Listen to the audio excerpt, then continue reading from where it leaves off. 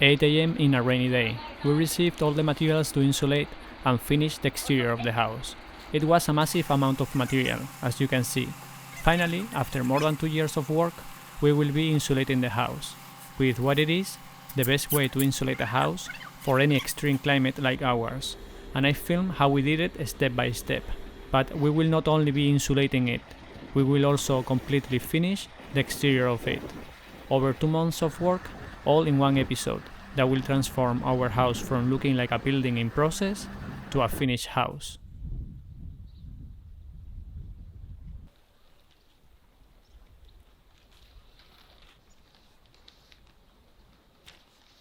The first step of this project was to glue the insulation panels to the facade.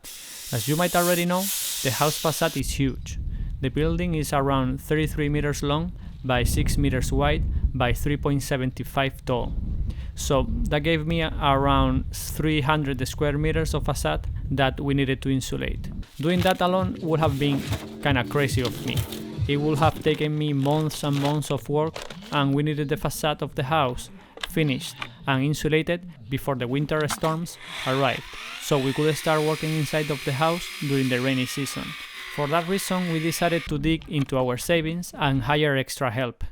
The problem is that finding reliable and professional people is very difficult, especially in our area. I'm sure in every area, to be honest. But in our area, you hear a lot of stories of builders not showing up to do the job after they got paid, or doing a half-assed job that comes back to bite you later. In my case, I tend to hold the first down payment until they have started working, or until I receive all the material, so at least I have some proof that the workers are solid and have actual intention of doing the job. And to make sure that they were actually doing a good job, I was going to be present at the building site, supervising their work throughout the entire process, sometimes helping them and sometimes doing other tasks that I will show in the future episodes. In this case, when I met Andre a few weeks before starting, I already knew he was a legit guy, so I was not very worried about it. For the insulation, we went with a very high-end EPS board from an Italian brand. It is a special model that has graphite powder in it. That is why it is a dark gray color instead of white. And it improves the insulation properties of the board. We use 10 cm boards that, as you can see, go on the outside of the facade, over the whole structure. So we cover all the thermal bridges possible in the structure. There will be no thermal bridges in the whole facade of our house, which will help improve the actual R value of the house, because no matter how well you insulate, that if you leave thermal bridges, your insulation values drop significantly. That is why doing an ETICS system is the way to go for me. ETICS stands for External Thermal Insulation Composite System, which is just a fancy word to say that you insulate from the outside with a series of layers that compose the whole system from the insulation to the actual exterior finish of the house.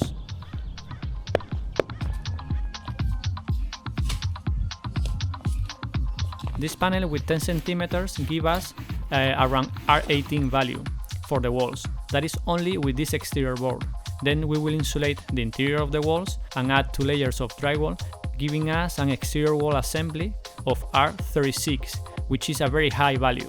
Typical houses have around R13 in mild weather to R20-25 on more extreme climates.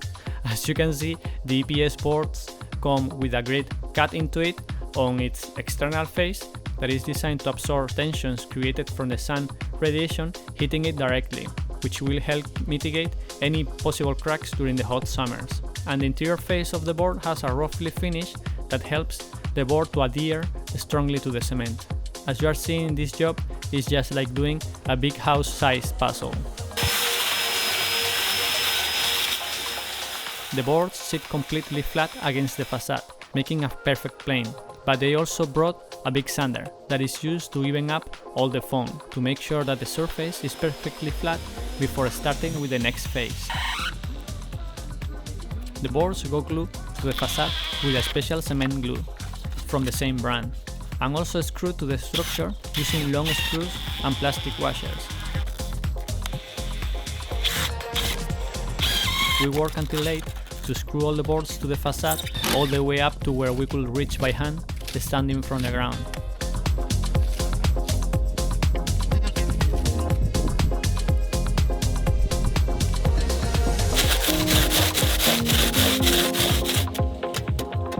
decided to make a 45 degrees bevel at the bottom of the walls where the grey insulation meets the blue one that I installed before.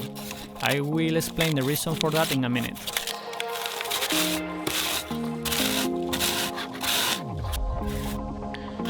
The holes of the screws are filled up later with the same cement. Some people use actual circles made from the same EPS foam to fill them, but in our case, as we are having so much insulation, we did not find it necessary. Then we sanded around this window. The windows have a special finish. The insulation will wrap around them to make the frame almost disappear, but I will show you that a bit further in the video.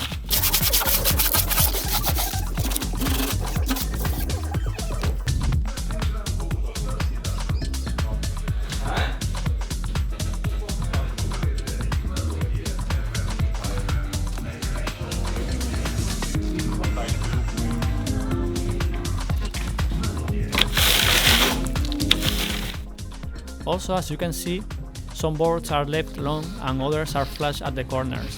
That is because the next layer will overlap onto this first layer, making sure both layers are staggered and braced together.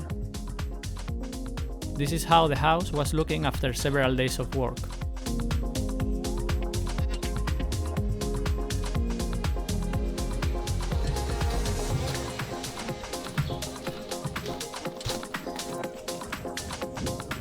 We made sure to fill all the little holes with spray foam to make sure everything was sealed.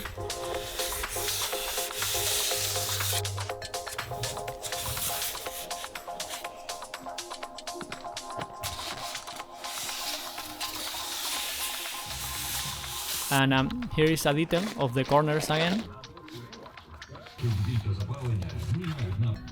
And these are all the pre-cut holes for the washers, which are made with this special bit that removes the whole circle.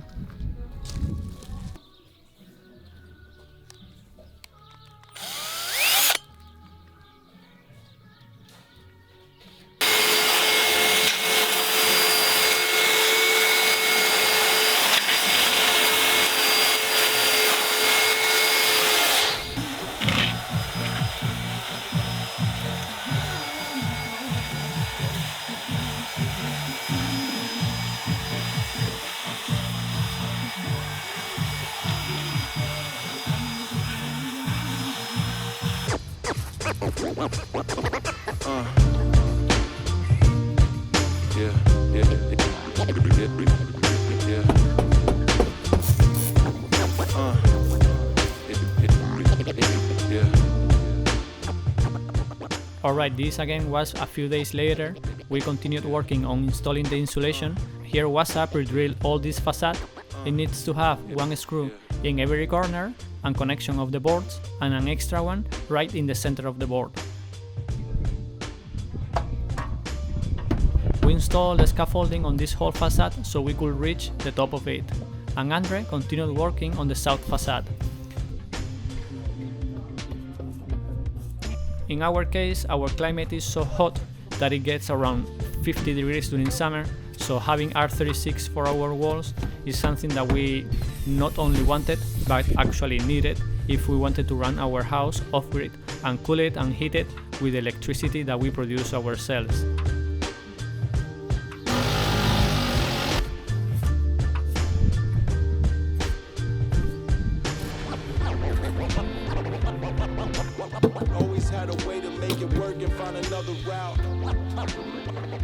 And finish insulating the soffit of the window area.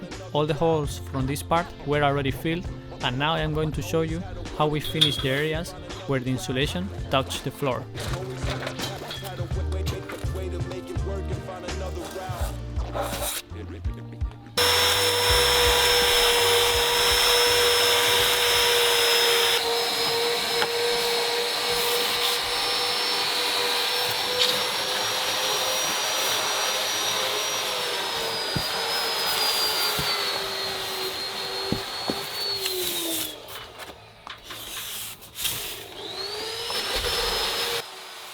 Here you can see the rough finish of the back of the board that I mentioned earlier, that helps the board to adhere to the cement.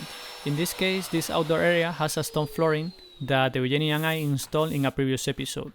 So to avoid having water seeping from below the insulation, we added 2 thick lines of sealant underneath the board before installing it.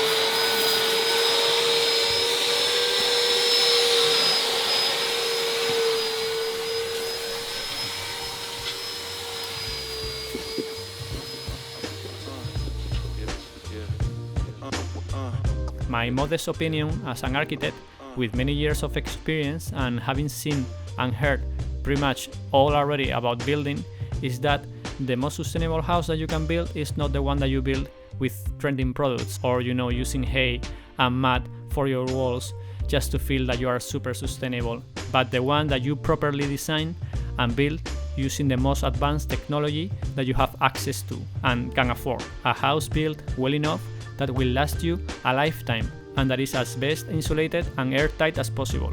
Insulating as much as possible helps you keep the heat that you create during the winter inside and the cold during summer, and having it airtight helps you avoiding the heat to escape or enter in the house.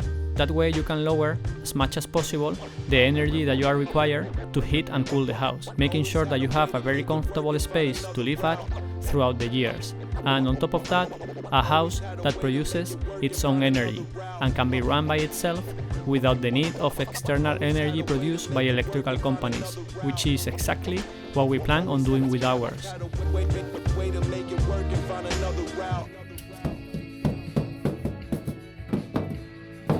We insulated the walls in the exterior passage of the house. Here at your right is where our studio will be. Right now this is a complete mess, as you can see, as we are storing lots of building material in it, but we're getting there. I actually finished the interior of the studio a few weeks ago. You can see it in our Patreon, and once the walls of the corridors were cladded with insulation, we only had the ceiling left. For the exterior ceiling and the soffits of the house, we use 3 cm EPS insulation. This is not a big deal because this ceiling is actually not connected to the house, so insulating it is not, it's not a big deal.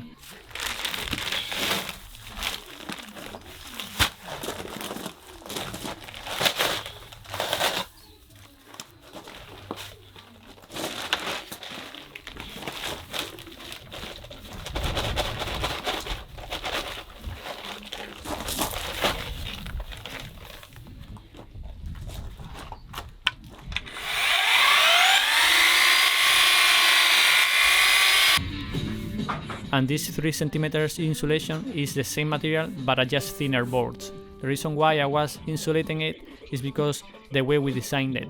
Once everything is finished, the interior drywall ceiling and the outdoor ceiling will be at the exact same height. So when we open the doors, the ceilings will look continuous.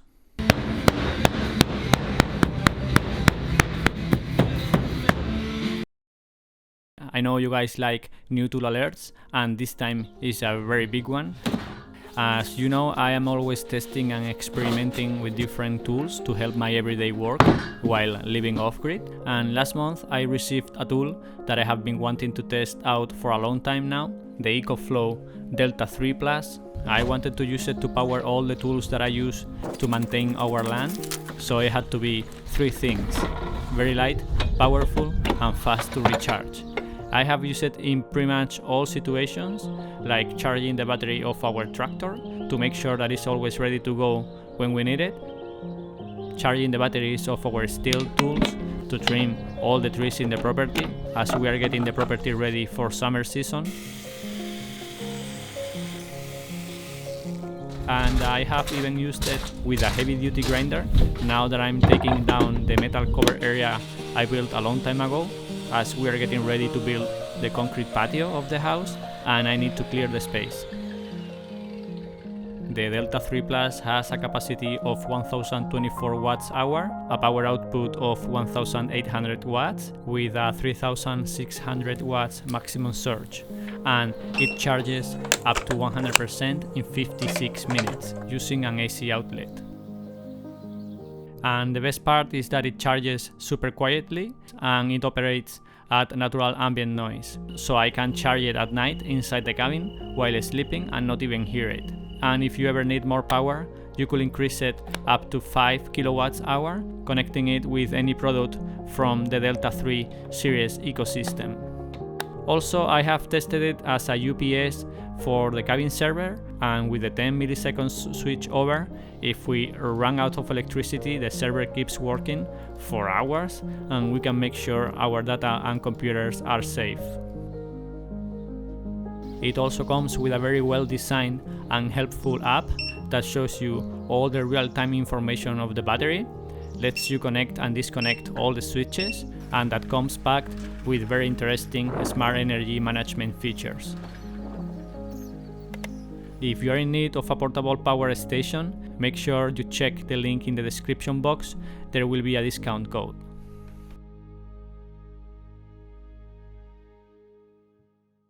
Here, as you can see, they haven't installed the sides yet, so the EPS is gonna come and bend over in front of the window, in this side, that side, and also on top of the window. And what we are trying to achieve is to reduce this frame as much as possible. So basically we're gonna just be seeing like a centimeter or so. And then at the bottom, since we have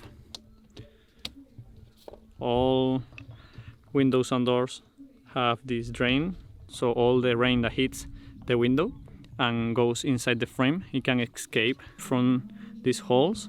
We're gonna be doing some sort of a slope here with the EPS and with the Stucco. So the Stucco is gonna finish somewhere here, and it's gonna be all white all around it.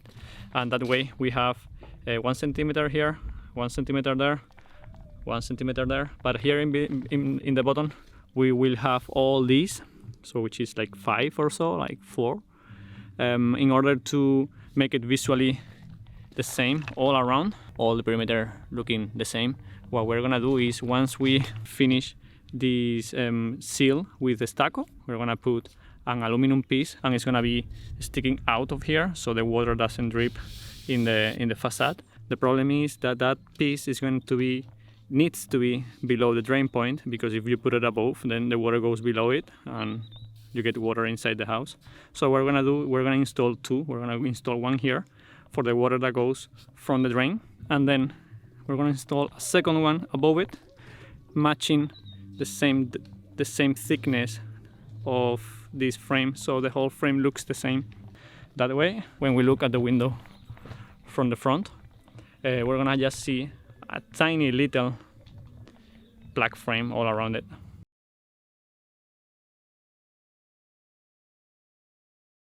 Here we have a similar situation, and it's almost done. The EPS is already installed, and as you can see, the frame is almost, it's almost invisible. It's just 1 centimeter or so.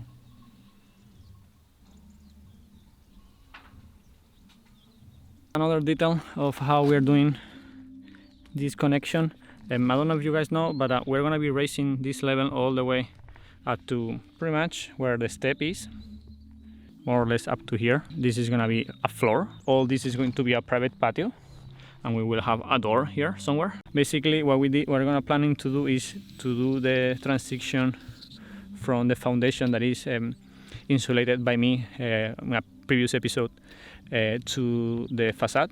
We did this 45 degrees, and then when they come with the Stucco, they bend it through it, and then they keep coming like, 5-10 centimeters more. So any water that hits the facade goes like this, and then goes down to the drain system that I did also in a previous episode.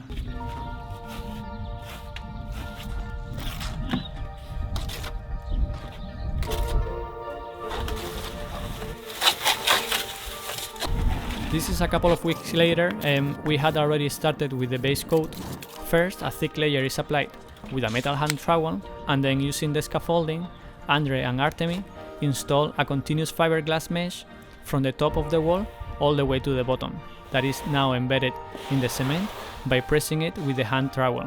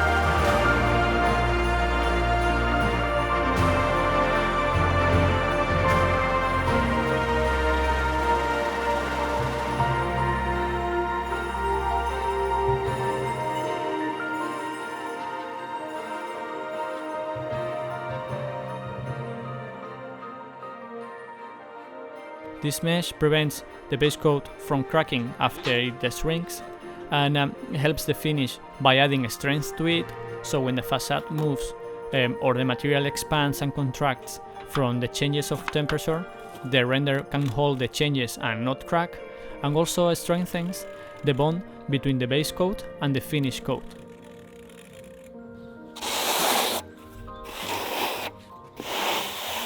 Красиво махали, что ли, так прямо, постараюсь.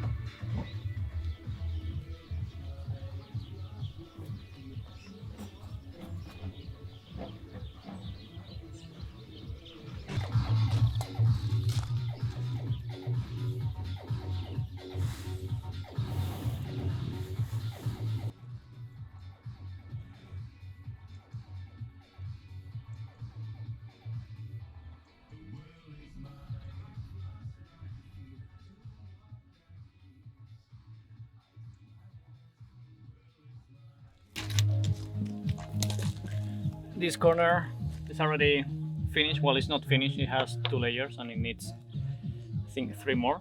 But it already has this corner piece installed in with the first layer. They put this and then they install this corner piece. It's just to protect the corner and make it much harder to, it will be very difficult to break this corner in case that we, bump into it or whatever. But there's no way you break this anymore. But yeah, this goes with the first layer of cement, and then they do another one on top, which is this one. And then, if I am not mistaken, finer finish, much smooth than this one. But this one looks very good already. I mean, a little bit rougher than what we are looking for, but still it looks good.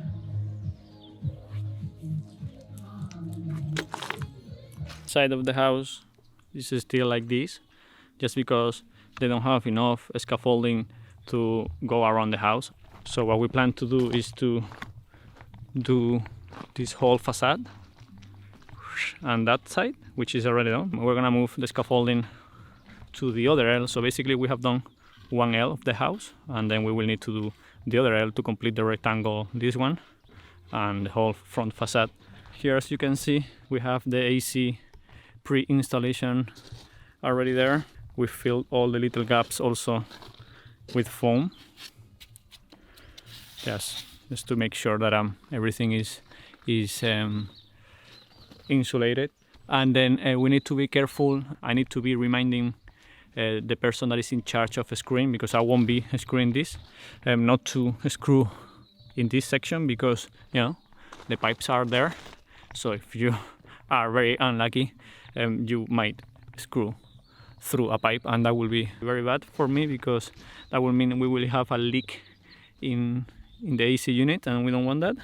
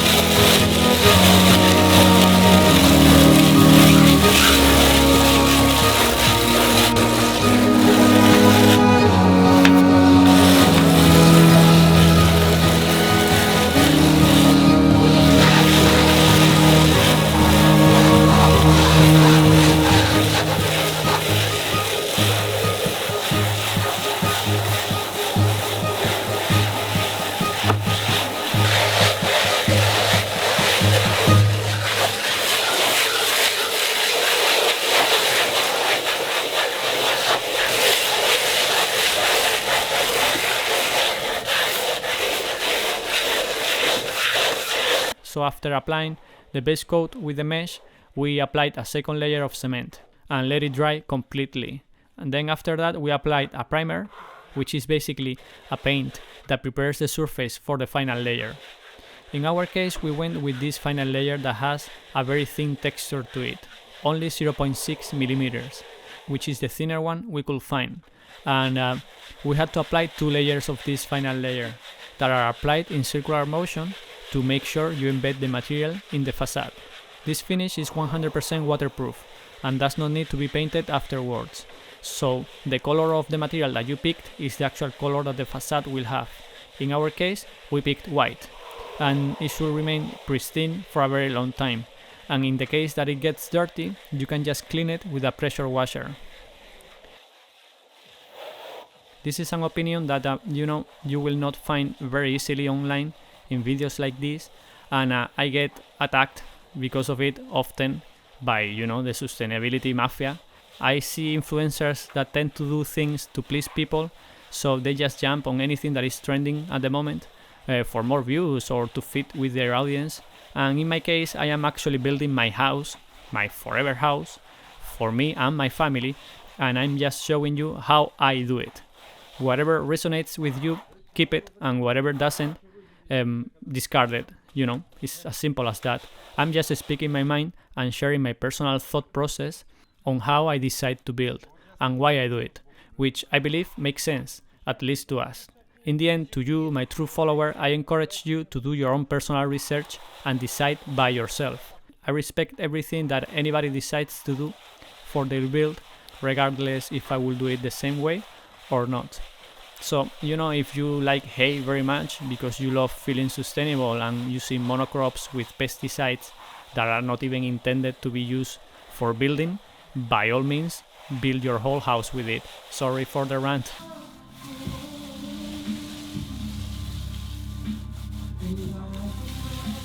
Here we're painting with the primer the area around the broken window.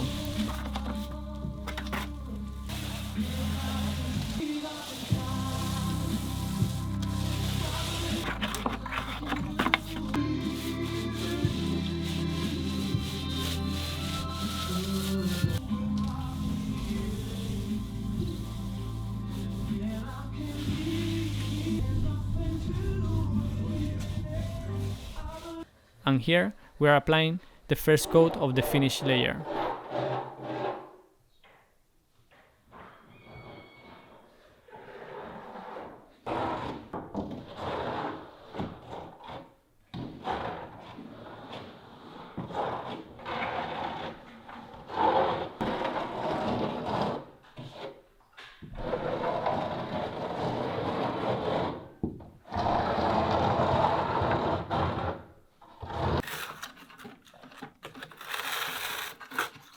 The edges of all the soffits and ceilings have a special drip edge profile that will avoid the rainwater to drip back to the facade, or in this case, to the windows.